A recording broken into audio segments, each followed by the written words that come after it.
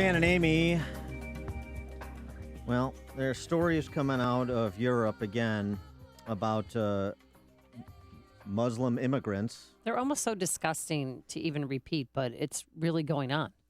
You had, this is in Breitbart, but they're reporting what an Austrian paper reported uh, at where a 36-year-old mother of three, identified only as Sandra F. by the Austrian paper, was with her children at a pool, 10-year-old daughter, two sons aged 3 and 6.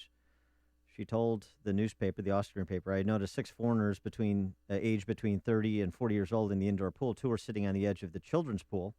One of them sidled up to my youngest and had his hands in his underwear. The police were not.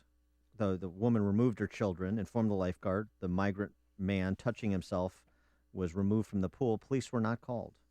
Why not? Well, this is the whole. I mean, we've talked previously about the attacks, the sexual assaults that occurred on New Year's in Cologne, Germany, which ultimately led to the termination of the Cologne police chief in Germany for kind of trying to sweep this all under the rug as a tribute to the culture of politically correct multiculturalism in Europe. But this is the reality on the ground, and it doesn't stop there, though. There's more disgusting reports of you're right. Feces in pools, masturbating in jacuzzis. I mean, it's just invading girls' changing rooms. That was a story that came out of Germany yet again. That's right. And it makes it difficult when you don't have people speak out. I mean, the authorities, number one, people in charge, kind of just being honest about what's happening. And also, too, I hate to put it on the Muslim community as a whole, because I assume those like our next guest are not defending this. But I think there's a real desire for Westerners to hear from more leadership within the Muslim community, respected leaders in the Muslim community, denouncing this so that we don't fall into the trap of over-extrapolating from the anecdotal and suggesting this is more than it is, while not denying that it is what it is.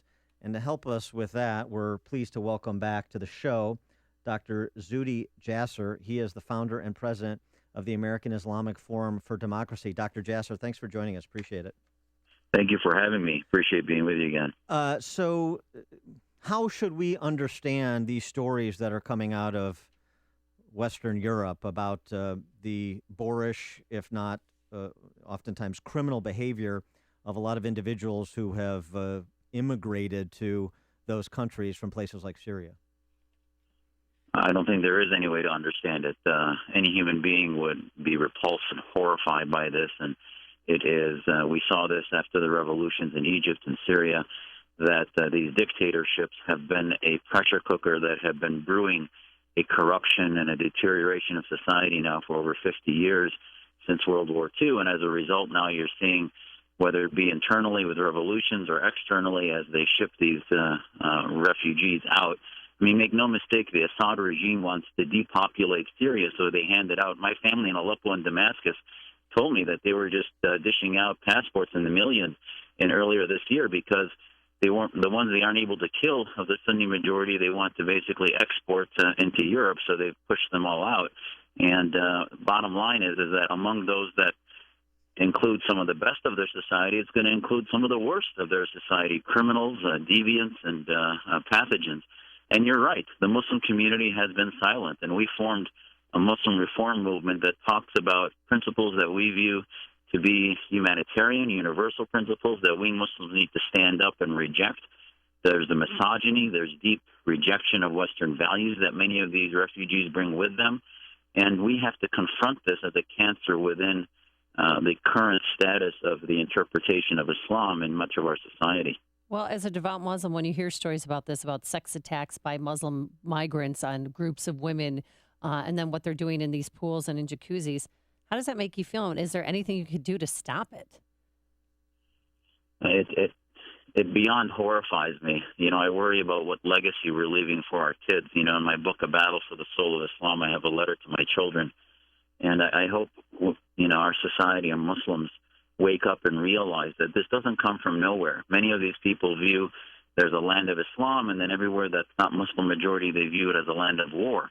And Europe is the people, the citizens, especially the women of this society, these radicals view as simply property that they can do anything they want with. And this isn't coming out of nowhere. Look at how women are treated in Saudi Arabia, which is basically the boot camp for ISIS, where you have rape victims become criminals because they are supposedly not supposed to be alone with a man, and yet they are the horrific victims of rape.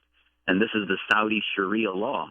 So we Muslims need to wake up to understand that if we love our faith, we need to stand up and protest. And there have been some protests in Europe where you see Muslims holding signs that say we respect, we love European values, but it's just not been loud enough, and they need to more vocally reject and ask Europe to ship these people back. We're talking to Dr. Zuhdi Jasser. He's the founder and president of the American Islamic Forum for Democracy. Dr. Jasser, I wonder what your reaction was to President Obama's State of the Union address a couple weeks ago, which was consistent with what he's been saying in this general topic for a while, that essentially what I would describe as just being honest about what's happening on the ground in places the world over. He suggests that somehow is exactly what ISIS wants, that we can't speak the truth and include some context to the truth, but speak the truth nonetheless. What's your reaction to what he has to say about how we should discuss these issues? Well, he was sort of, I have to say, a bit schizophrenic in his interpretations, in that he said two things. On the first time, this was the first time I heard him actually say that the Muslim community has issues they need to deal with and we need to address. I mean, I found that very reassuring, that there was some realism to it, and that for a president that doesn't want to identify it as Islamic, which basically gives Muslims a pass, he said, well, wait a minute, Muslims need to address these issues. So on the one hand, that was reassuring. But on the other hand, there was a bit of a passive-aggressive nature in that he didn't give us marching orders to address the ideology and simply dismissed it. I will tell you, though, that he's right on one thing, which is that we have to be careful. I do believe, even though I've got family trying to get out of Syria, we have to put a pause until we figure out how to vet refugees, until we understand how not to make this a suicide pact in our humanitarianism in the West. But having said that, we can't change the narrative. If we change the narrative that America is the place for religious freedom, for religious liberty, in every war, be it World War II, the Vietnam War, we have been a haven for those in places in which we've been at war. We were at war in Vietnam, at war in World War II, and yet we brought in German refugees and others, Vietnamese refugees. So we have to be able to thread that needle. And if we change the narrative, then we basically surrender to the ISIS narrative, which is that the West is the land of war and the land of Islam is theirs in Syria and in their so-called caliphate. So, we have to be careful. The messaging we put out will be that message that tells Muslims that want to reform against both evils, the evil of Assad and the evil of ISIS, that we are on their side for freedom and liberty. And we can't change that narrative and say that, us against all Muslims, because we will basically surrender the narrative of reform and revolution to the most radical in their society. Dr. Jasser, you just mentioned that your family members, you're trying to get them out of Syria. How many family members, and are you doing anything to try and help them get here?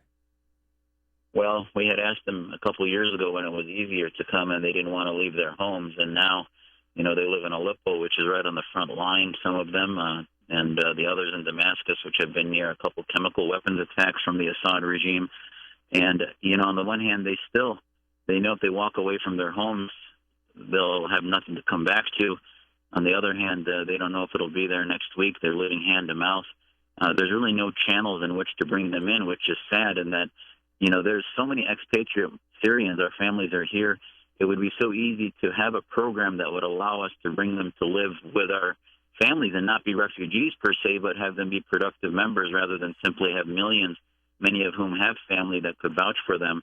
And yet, unfortunately, you have this masses of humanity being lumped in, where you have criminals lumped in with really good families that are, very moral and were part of a revolution that really were abandoned. So we don't know what to tell them. There's no real avenue. They're supposed to go to Beirut, to the embassy there, which is overwhelmed and not responding to anyone. Some are going through Turkey, which also has been very problematic.